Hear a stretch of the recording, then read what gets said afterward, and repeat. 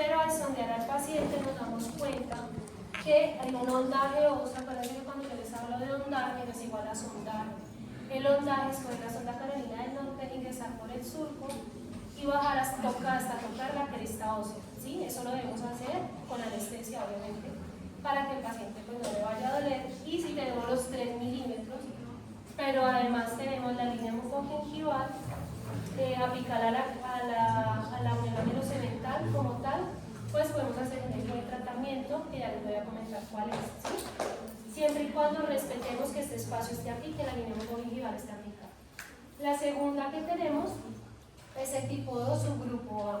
¿Listo? Que es este B. Tenemos el tipo 2 subgrupo A, que es donde la unión mucogingival, o sea, la línea mucogingival, se localiza coronal como tal a la unión amelocemental. Y la distancia entre la UAC y la cresta ósea es la ideal para que se inserten los tejidos supracrestales. Entonces acá lo que cambia es la ubicación de la línea mucogingival. ¿Listo? Porque se localiza a nivel o coronal a la UAC más no apical a la unión amelocemental. Si llegamos a tener este tipo de paciente, ya les voy a mostrar qué procedimiento quirúrgico vamos a hacer si necesitamos un aumento de corona clínico estético en esa zona. ¿Listo? Tenemos la tercera, que es la subclase. Tenemos la tercera, que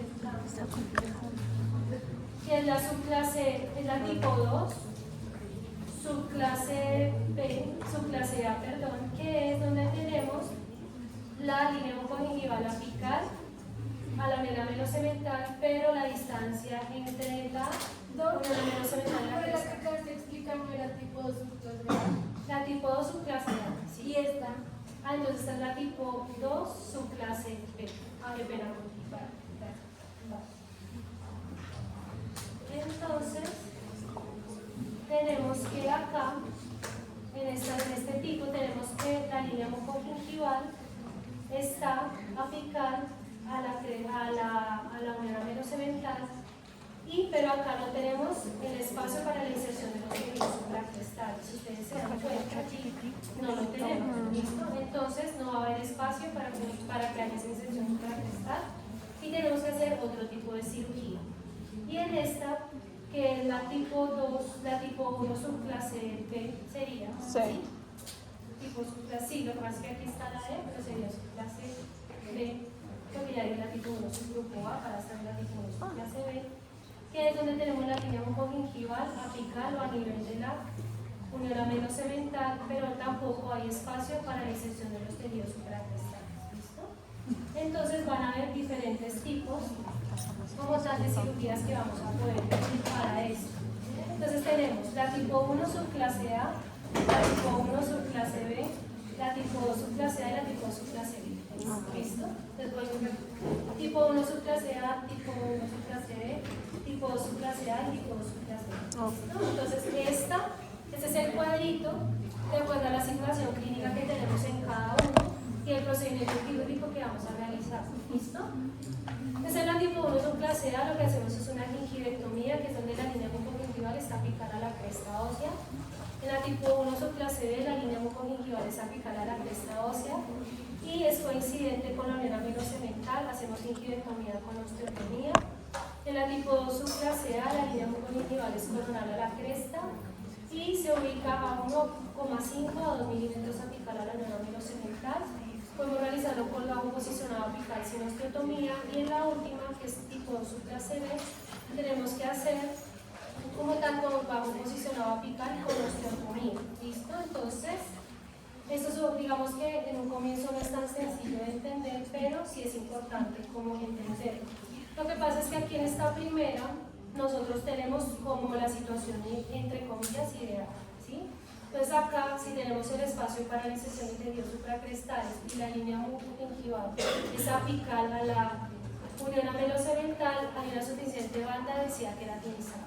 Ustedes saben que la línea mucogingival es la distancia que hay entre el borde de la encía libre y la transición que entre la encía queratinizada y la mucosa. ¿Sí se acuerdan de eso? ¿Sí? Entonces si está apical, o sea, está arriba, quiere decir que hay suficiente encía queratinizada para yo poder hacer una gingivectomía a mi paciente. Yo le puedo hacer una gingivectomía sin quitar huesito ni nada. Tendría que quitar hueso si esta situación, por ejemplo, aquí yo sí tengo que quitar hueso, porque yo tengo que crear los 3 milímetros para la inserción de tejido suprarrenal. ¿Sí? ¿Sí me hago entender? Listo. Pero en esta, aquí, este es el escenario más complicado, porque acá no tengo incidencia queratinizada, tengo la línea mucogingival que está a nivel de la UAC o coronal, ¿sí? O sea, es muy delgadita la banda de seda queratinizada. Entonces, en ese caso, ni puedo hacer la gingivectomía porque no puedo quitar la seda queratinizada, la poquita que le queda al paciente, ¿sí? No se la puedo quitar, pero además tengo que crear 3 milímetros para el espacio que está. Entonces, ahí, ¿qué tengo que hacer? Tengo que levantar el colgajo, tengo que hacer una osteotomía, o sea, tengo que quitar cresta acá, 3 milímetros de cresta areolar, crear ese espacio y este colgajo desplazarlo apicalmente, ¿sí? Para crear el espacio. Entonces es este último, colgajo posicionado apical con osteotomía. ¿Listo? Entonces acá lo que tenemos que tener en cuenta es el ancho de la encía queratinizada, la posición de la línea mucogingival con respecto a la UAC. ¿Listo? Es eso. Entonces, listo. Cuando nosotros tenemos que hacerle a nuestro paciente, digamos, ese tipo de cirugía, pues tenemos en cuenta lo que les acabo de explicar. Adicional a eso, muchas veces tenemos que hacer algo que se llama nivelación de punto C. ¿Listo? Esta es una cirugía que es estética, es muy estética, y lo que hacemos nosotros es hacer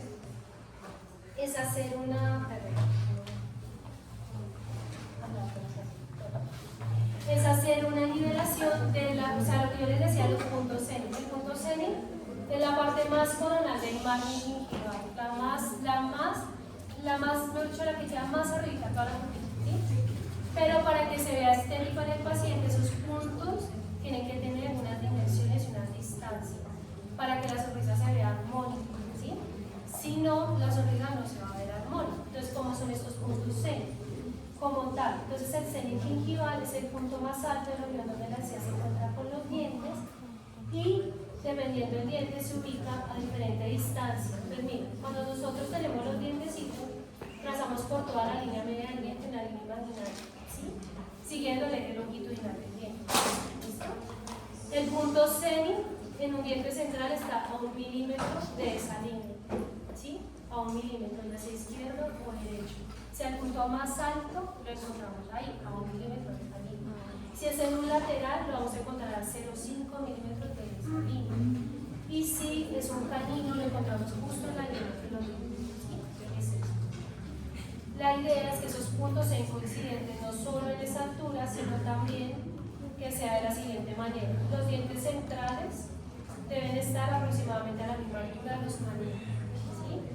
Y los puntos cenit de los laterales deben estar aproximadamente a 0,2-0,3 milímetros por debajo de la línea de los centrales y los caninos. Entonces nosotros cuando hacemos nivelación de puntos cenit, pues tomamos mucha medida. Y todo es en milímetros. Pero cuando hacemos esa nivelación y hacemos ese diseño de encía, el paciente cambia muchísimo.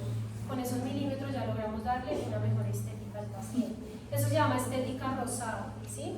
Ustedes van a ver los que quieran ser estéticos y alcanzar la parte estética, van a escuchar hablar de estética rosada y estética blanca, ¿sí? Entonces, estética blanca pues son los dientes, color, translucidez, forma, bla, bla, bla. Y la estética rosada ya decimos, ¿no?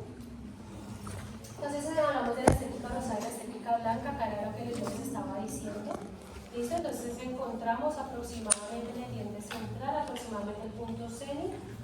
Va a estar a 1 milímetro de esa línea media, y en el lateral va a estar a 0,4-0,5 milímetros de esa línea media, y el punto cenit del canino exactamente en la línea media, ¿listo? En esa línea media. Entonces, lo ideal es que esa estética, cuando ustedes manejen la estética blanca, pues también manejen la estética rosada, para que el paciente se vea armónico y se vea, ¿listo?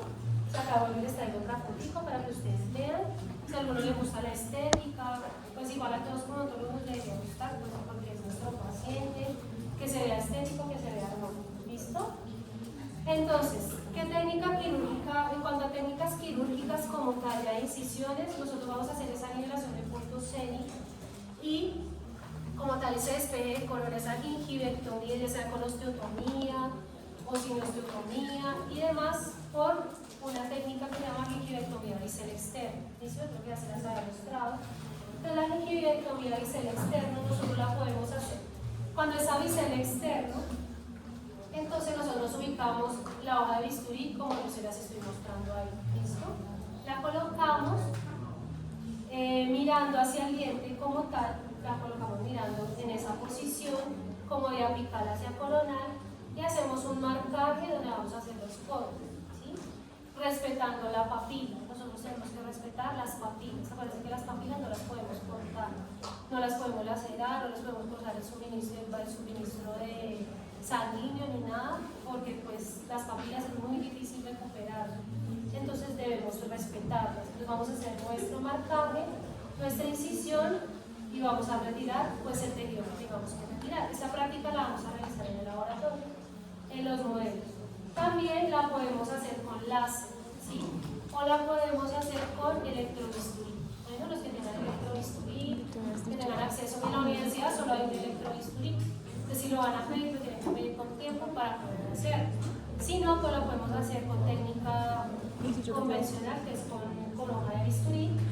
Solamente que con láser, en la universidad también hay un láser, solo un láser. Entonces si lo van a pedir, también lo pueden pedir con tiempo. Cicatriza mejor. Entonces lo que hacemos, chicos, es retirar todo el tejido sin osteotomía, sin absolutamente nada, solamente la gingiviectomía. Voy a mirar a ver si me corre este video.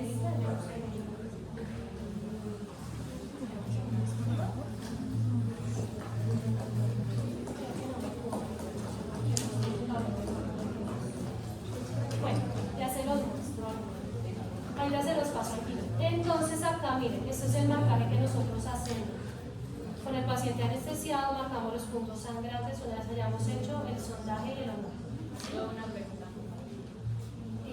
Y digamos al momento de hacer una recortencia, uno qué punto de referencia digamos, en el diente tiene primero. O sea, ahí lo que debe seguir es como la forma de la corona y pues tener cuidado la unión velocemental sobre todo. ¿Por qué? Porque si usted lo hace muy arriba, o sea, pues hay que tomar unas medidas, ¿sí? Si usted lo hace muy arriba, muy coronal, puede generar una recesión. Entonces tiene que tener cuidado con eso. Entonces ustedes tienen que hacer el ondaje para mirar dónde está la cresta ósea y tienen que saber dónde está la unión velocemental para poder hacer el recorte. Si ustedes se llevan, si se lo hacen muy al nivel del agua, de la unión velocemental, o la hacen apicar al agua, ¿sí? Generan una recesión. ¿Listo? Entonces toca tener mucho cuidado. Por eso es que hay que hacerlo con medida, tienen que mirar el periodontograma, tienen que hacer el ondaje, el sondaje, ¿sí? Para poder hacer. Entonces acá, eso depende pues de la iluminación. Dos, qué pena, ¿y cómo se hace un ondaje? El ondaje, entonces tú anestesias al paciente y con la sonda carolina del norte ingresan la sonda tronco y bajan hasta el hueso, hasta tocar la cresta. Ese es un ondaje. Ahí saben hasta dónde baja la cresta ósea, o sea, hasta dónde está ubicada la cresta ósea, ¿sí? Entonces hacemos esto igual, ustedes van a hacer esto, generalmente pues no lo van a hacer, en realidad la idea es que ustedes tengan la noción y ya si ustedes quieren en el énfasis temperio lo van a profundizar y ya el posgrado si lo quieren hacer pues lo pueden hacer ya más a profundidad, con mayor técnica, ¿listo? Entonces miren, así se hacen los cortes, se hacen las marcajes de los punticos sangrantes, seguimos por ahí el contorno respetando las papilas y ese es el corte que se hace, pues se hace un cortecito para lograr eliminar esa encía y se despeja la corona. ¿Listo? Esa es una gingiviectomía bisel externo y con la nivelación de los puntos CENI la hacemos de una vez. Nosotros miramos, tomamos la medida de la línea media que divide la corona y medimos 1 milímetro dependiendo hacia la izquierda, hacia la derecha, hacia dónde va a ser ese puntico más alto que se va a ver en cuanto al margen de la encía. ¿Listo? Aumento de corona clínica con fines protésicos. Entonces, tras otra cirugía,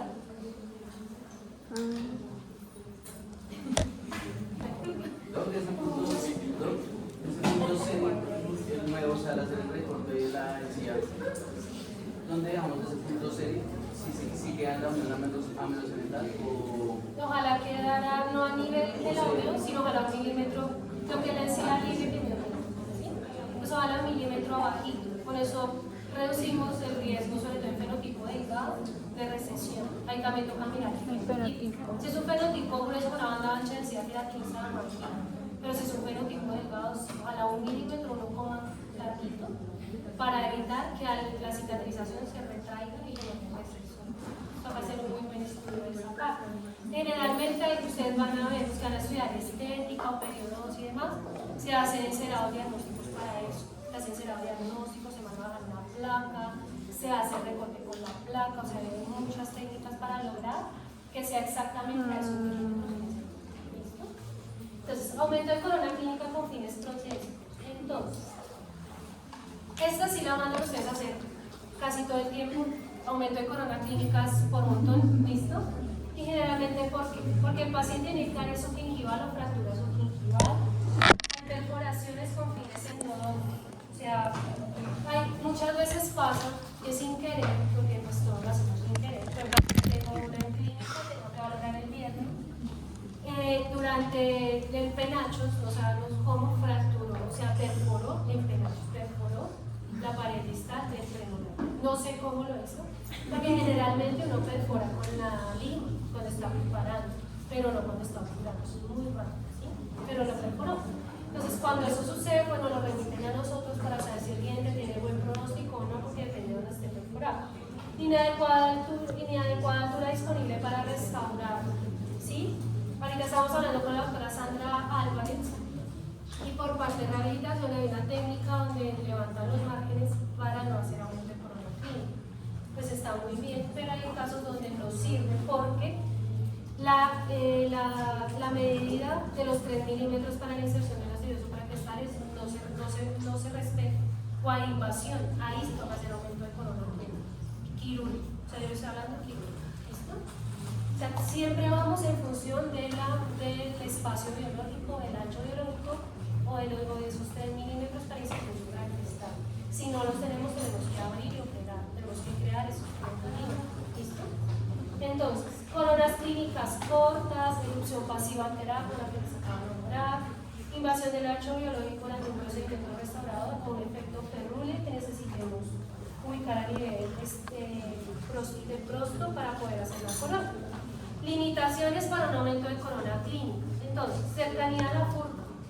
Limita el procedimiento cuando es una contraindicación. Si ustedes tienen duda y tienen ese escenario donde quieren repetir esa corona, pero el margen es subgingival y necesitan un aumento de corona clínica, pues lo tienen que remitir a perio para valoración, para saber si es viable o no. Y la posición del diente o del molar, si son últimos molares, puede ser una limitación, porque si es muy difícil el acceso y la visibilidad, si es un diente, son 27 o un 47 y el paciente tiene limitación de la apertura, eso también lo evaluamos, ¿sí? Eso también afecta el pronóstico, entonces tenemos que evaluarlo. Contraindicaciones, las anteriores eran contraindicaciones que pueden de pronto no ser tanto parciales, pero estas sí son absolutas. Pérdida ósea severa, ¿sí? ¿Por qué? Porque al levantar el colágeno ya hay una pérdida ósea, solo con levantar el colágeno y exponer el hueso, ¿sí? Entonces, si mi paciente tiene pérdida ósea severa, yo no le puedo hacer un aumento de corona clínica. Dientes no rehabilitados, entonces ustedes por eso hacen pronóstico, para poder formular un plan de tratamiento adecuado para el paciente. Entonces, si el diente no es rehabilitable, ¿sí? Pues no podemos hacer el aumento. O que ustedes con la proyección que le hagan del aumento de corona clínica, la relación corono-raíz les quede 1:1 o invertida, ¿sí? No se puede. ¿Listo? Porque si el diente ya tiene una relación corono-raíz 1:1 y le hacemos el aumento de corona clínica, yo le quito hueso y alargo la corona y se me invierte la relación, ya no lo podemos hacer. Un diente con mal pronóstico, ¿listo? De pronto lo podemos hacer si la relación corono-raíz me queda 1:1, de pronto, pero queda con pronóstico reservado, ¿listo? Lo ideal es que sea 1:2 o 1:3, es lo ideal, ¿listo? Pero si la relación corono-raíz queda invertida, sobre todo invertida, y la proyectamos en economía, que queda invertida la relación corono-raíz. No hay nada que hacer. Requerimientos preprotésicos para el aumento de corona clínica. Valoración clínica y radiográfica. Esto es súper importante. Ustedes no nos pueden mandar ni a perio y nos pueden mandar a énfasis un diente para aumento de corona clínica sin provisionalizar. No lo reciben. ¿Listo? Entonces ustedes tienen que mandar el diente temporalizado. ¿Listo? No, lo hagan allá y le hagan el aumento de corona clínica. No, porque ustedes tienen que garantizar que después de la cirugía de corona clínica, o sea, eso se crea un nuevo margen, ¿sí? Un nuevo, todo se crea nuevo. Entonces, si ustedes no mandan nada, pues la encía vuelve y se intenta ocupar el espacio que ya tenía. Entonces, la idea es que con la temporal, ustedes lo manden temporalizadito para garantizar que ese margen no se vuelva a mover, que ustedes máximo a los 8 días, máximo, porque después es que se me dio la cirugía, pues claro, si no rebasaste la temporada, pues nada, ¿sí? Estos son procedimientos claves que ustedes tienen que tener en cuenta para la cirugía. Para que la cirugía no se les dañe, ustedes deben rebasar el provisional máximo a los 8 días después de la cirugía, ¿sí? Si no, se les daña toda la cirugía y toca volverlo así. Entonces, si nosotros llegamos a ver eso es mal manejo del paciente, toca redirigirlo al 10º piso, después de que se gane el regaño la doctora Nancy, el mío y el todo, les toca volver a reprogramar la cirugía, el paciente se pone bravo. Entonces ya les estoy diciendo, ¿sí? Ustedes tienen que mandar al paciente temporalizado, tanto a la endodoncia, también temporalizado. ¿Por qué? Porque si no lo mandan temporalizado para la endodoncia, pues la endodoncia va a contaminar lo que tiene que hacer, ¿sí? No, es que le pego un cemento ahí, no, es que tiene que ser temporal, para garantizar que no se contamine, ¿sí? Que como temporaliza después con el conducto ahí, pues desobturas un poquito y le pones un pilito radicular y haces una ruptura, ¿sí? Un clic, y lo pegan ahí, ¿listo? Mientras pueden hacer el núcleo, mientras le hacen lo que tienen que hacer, ¿sí? Y lo mismo para aumento de corona clínica, tienen que mandar temporalizado. Es que el otro semestre, la doctora Juliana me diga que nunca les dijimos eso. Yo les estoy advirtiendo por qué. Bueno, evaluar el plano oclusal, obvio, pilas con eso. Si ustedes están pensando en poner una corona donde no hay espacio para rehabilitar, pues no se puede hacer, porque está colapsado el espacio oclusal. No, es que yo entendí que dice, para mandarlo a la cirugía ya tiene que ir el temporal. Ya tiene que ir el paciente temporalizado. Pero máximo 8 días después rebasarlo. El temporal después de la cirugía. Rebasarlo, si tú coges el temporal, le pones más acrílico y pum, para copiar el nuevo marco y que se mantenga ahí quietito. Y para la impresión definitiva, 2 meses después de la cirugía. Por eso es que ustedes tienen que apurarse cuando llegan a la clínica, rápido. Ustedes se ponen a 1 mes para sustentar una historia clínica, otro mes para mirar sin apuros, para la otra. Se quedan en la clínica. Ustedes tienen que llegar filos a la clínica. Yo les digo con toda la fuerza, porque ustedes ya van para allá. Ustedes no pueden llegar a perder tiempo. Desde el día 1 ustedes tienen que llevar al paciente. No que como es el primer día de la inducción, nada de inducción. Cero inducción, ¿sí? O sea, nosotros les damos una inducción de una media hora, máximo media hora. Pero ustedes de una vez, doctora, tengo pacientes, un bloque de 6 horas. ¿Cómo lo van a perder? O sea, era la inducción, ¿sí? Desde una vez, paciente 1, paciente 2, paciente 3, yo hago historias clínicas, ya me proyecto, ya, porque o si no, chicos, les digo que se queda. En quinto no se les va a pedir esto todavía, en sexto sí. En quinto ustedes tienen que resinas y tienen que hacer un medio caso de total, ¿sí? Pero ustedes en quinto ya pueden adelantar el paciente, provisionalizarlo, en donde se les va a pedir para que le pongan la corona en sexto, ¿sí? Entonces tienen que apurarse, porque si ustedes hacen, digo ustedes, no ustedes, sino en general, son muy pasivos y al final están llorando y corriendo y Dios mío, no, y no alcanzan a pasar. Evaluar la estética del paciente y evaluar la morfología líquida. Entonces, técnica quirúrgica.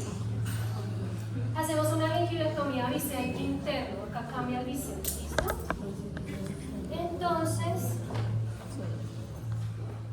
Entonces acá lo que hacemos es una gingiviectomía a bisecto interno. Hacemos una gingiviectomía a bisecto interno, rodeando todo el diente, pero póngame cuidado acá. Esa gingiviectomía a bisecto interno, para nosotros generar ese aumento de corona clínica, si tenemos suficiente ancho de encía queratinizada, la hacemos aproximadamente a 2 milímetros del margen del tiempo, ¿sí? De a 1 a 2 milímetros. Generamos ese corte, así como lo estamos viendo, ¿listo?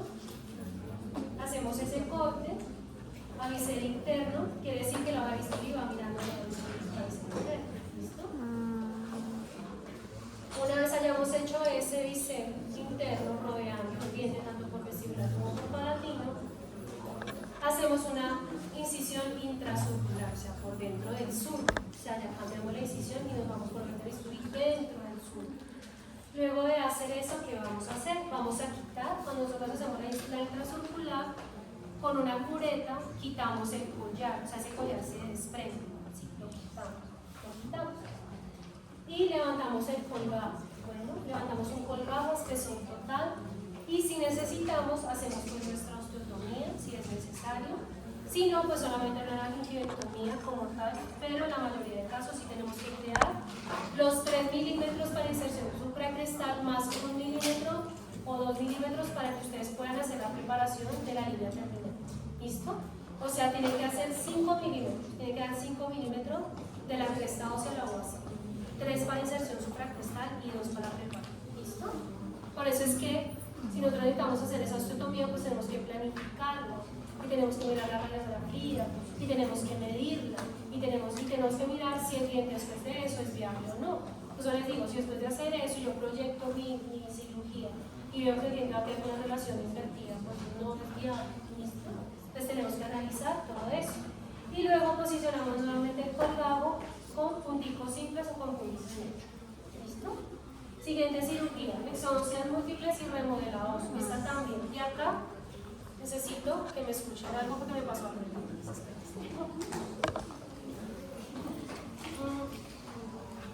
Esta cirugía, me hacen el favor, digamos, estas cirugías que yo les estoy diciendo, que les estoy nombrando hoy, solamente las van a hacer con posgrado de periodos y con énfasis de pelo.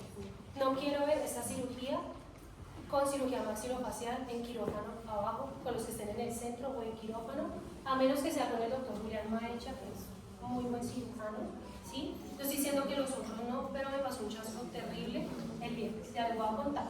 Entonces, cuando vamos a hacer exodos múltiples con remodelado óseo, cuando la cresta alveolar es irregular y puede provocar dolor o desadaptación de las prótesis totales o removibles. Pacientes con pronósticos extraíbles en dientes múltiples que requieren un procedimiento quirúrgico extenso. Cuando nosotros sacamos más de 2 dientecitos, tenemos que sacar 4, tenemos que sacar 5. Hay pacientes así, ya periodontalmente muy afectados y ya más que quedamos atrás no se va a poder. ¿Sí? Entonces, ¿qué hay que hacer? Pues nada, exoncia de todo lo que tiene, pero para poder hacer esa exoncia no solo sacar los dientes porque quedan todas las espículas así. Entonces la cicatrización no va a ser la ideal y cuando le vayamos a poner la prótesis pues le va a molestar. La idea es dejar el hueso planito, redondito, bonito. ¿Sí? Para hacer eso tenemos que sacar los dientes y hacer ahí mismo, elevar un colgado al espesor total y remodelar todo el hueso. ¿Listo? Lo dejamos todo planito, quitamos todas las espículas, dejamos todo al libre. ¿Listo? Como es la técnica quirúrgica. Incisiones intracirculares o crestales en la zona acedéntulas, elevamos un colgado a espesor total, realizamos las exodoncias, cinesmotomía, luxación, acá otro favor, ya les voy a decir, y limpiar aprehensión y abulsión y limpiar el alveolo con cureta de Luca. Chicos, ustedes, yo sé que ustedes, pues, o sea, todavía no tienen, están hasta ahora chiquitos y demás, pero yo sí les voy a pedir un favor, yo necesito que ustedes cuiden el hueso del paciente, ¿sí? ¿Y qué quiere decir cuidar el hueso? Así el paciente va a perder todos los dientes, el hueso se necesita. No podemos coger y sacar un diente y llevarnos toda la tabla vestibular y toda la tabla dental.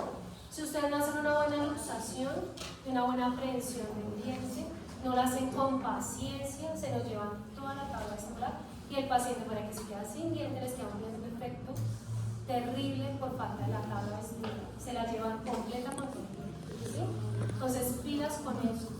Ustedes tienen que hacer, sobre todo en dientes tratados endodónticamente, se intentan anquilosar a las tablas, ¿sí? Y si ustedes no tienen la paciencia, no tienen la técnica, se llevan todas las tablas, fracturan la tuberosidad del maxilar, fracturan la tabla paratina, son las cosas que definitivamente, ¿sí?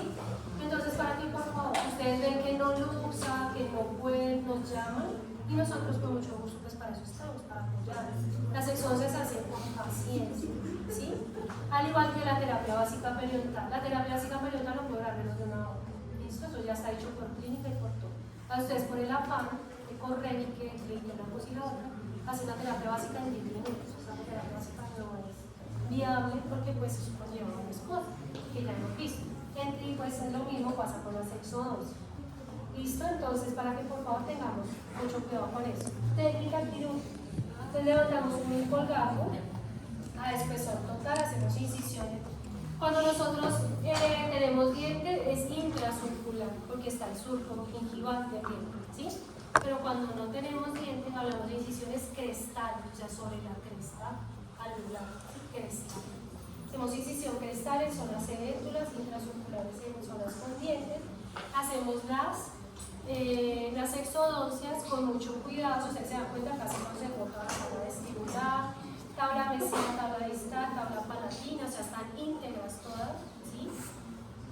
Y luego hacemos el remodelado. Entonces tenemos esta situación y hacemos con el remodelado dos opciones para hacerlo. Una es con fresa de alto o pieza de alta, fresa de diamante redonda, gorda, grande, ¿sí?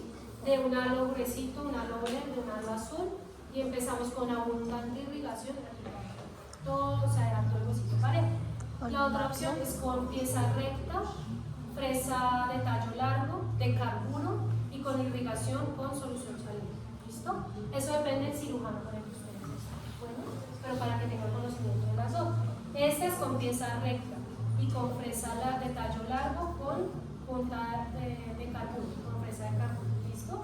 Entonces la idea es dejar el huesito todo planito, todo bonito, ustedes van tocando, van mirando y al final suturamos con la sutura continua, puede ser simple o festoneada.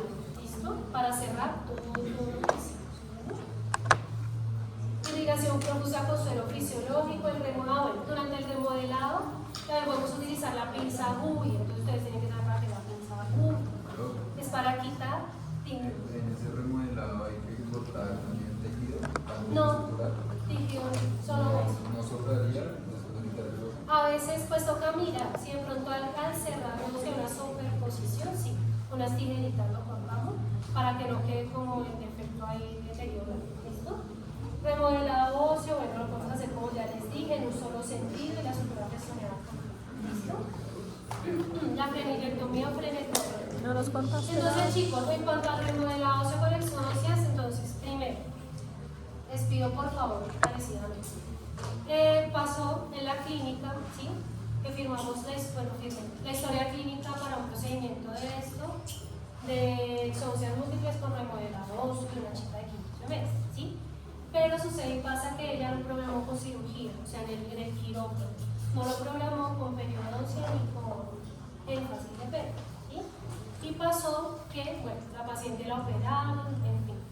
Pero la paciente pasaron 40 días y la paciente no cicatrizaba. Entonces a mí me llamaron a ver qué había sucedido. Yo no estuve en esa cirugía, yo solo firmé la historia, tampoco es alumna mía, es de otra compañera, de otra doctora. Y ella me dijo, doctora Tatiana, tú me puedes hacer un favor, puedes ir a mirar que le hicieron a esta paciente este procedimiento y la cicatrización, o sea, yo la veo muy regular. ¿No? Fui, la miré y efectivamente, la cicatrización estaba fatal, terrible, o sea, estaba casi todavía, después de 40 días, una paciente sana, casi todo todavía abierto, tenía, o sea, la encía toda lastimada, le crearon un defecto grandísimo, la sutura, pues con la que suturaron, ustedes saben con qué sutura tienen que suturar, pues que molesto, ¿sí? Que a la estudiante yo les he llamado la atención, obviamente no le gustó, pues yo le dije a él, acabaste de pasar de cuarto a quinto, ¿cómo es posible que se te haya olvidado con qué suturamos en periodosis? Con nylon, con polipropileno 5C, no, suturaron con seda 3.0, pues obviamente la cicatrización fue fatal, en un fenotipo delgado, le quedaron unos defectos terribles a la paciente, una señora adulta mayor, muy querida, ¿qué toca hacer? Pues ella pensaba que ya después de la cirugía podía tomar impresión definitiva para la total y no se pudo, ¿sí? Entonces, ¿qué toca hacer? Remitirla a posgrado para que le hagan una cirugía de corrección de todo ese tejido gingival que le quedó y todo este desastre que quedó allí, y pues se va a demorar más y ya no tiene los tiempos, porque para impresión definitiva el tiempo es hasta la primera semana de octubre. Entonces ahí se le frenó todo. ¿Por qué? Pues por no recordar esto, ¿sí? Yo le dije, tú sabes con qué suturamos, pero es que pues ya me dice, no, pero es que el maxilo se supone que sabe más que uno, si yo me considero en sí, pero este es un procedimiento de periodoncia. Y tú sabes, si por más que sea maxilo, pues tú llevas tu sutura y le sugieres, doctor, yo ya vi el tratamiento de periodoncia, que la sutura que deben utilizar los procedimientos es un nylon, y ustedes tienen el conocimiento. Si no se sienten seguros, pues llaman a un periodoncista, Dentro de la clínica siempre hay un médico, ¿sí? Entonces traten en lo posible estos procedimientos que yo les estoy mostrando, sí o sí hacerlo solamente con periodo, ¿listo? Con periodos. También tengo un caso de una exodoncia de un 6 donde pues otros cirujanos, yo no estoy diciendo que los cirujanos, obviamente ellos saben esto, obviamente, pero no manejan bien los tejidos pequeños, no manejan bien los colgados pequeños, ellos son como saque la corta, la baje, es así, entonces para esto sí, pero no siempre funciona así. Entonces sí, también tengo otro caso de un molar 6 superior donde también fue fatal, le sacaron el 6 completo, se llevaron todas las tablas, el paciente joven, o sea, ni siquiera lo suturaron, le dejaron abierto, no, y le quedó un efecto horrible, o sea, entonces pilas con eso, entonces tratemos de lo que es de perio, manejarlo con perio, lo que es de cirugía, cordales con cirugía, ¿listo? Entonces frenectomía o frenillectomía. Entonces ya para terminar esta partecita, la realización de una prótesis puede ser complicada cuando es necesario acomodar la inserción de un frenillo, ¿sí? Y el movimiento del tejido blando adyacente al frenillo puede crear molestias, ulceración, interferir con el cierre periférico y causar desprendimiento de las prótesis. Esto sobre todo para ustedes, para prótesis total. Hay pacientes que son edénculos totales que no se les queda ninguna prótesis. Uno por la pérdida ósea, pero también porque los frenillos expulsan la prótesis. Entonces en ese caso, pues toca hacer el frenillectomía. Ustedes por eso tienen que evaluar los frenillos, los laterales, el labial, todo tienen que evaluarlo para que garanticen que ese paciente después no se le va a poner la prótesis. ¿Listo?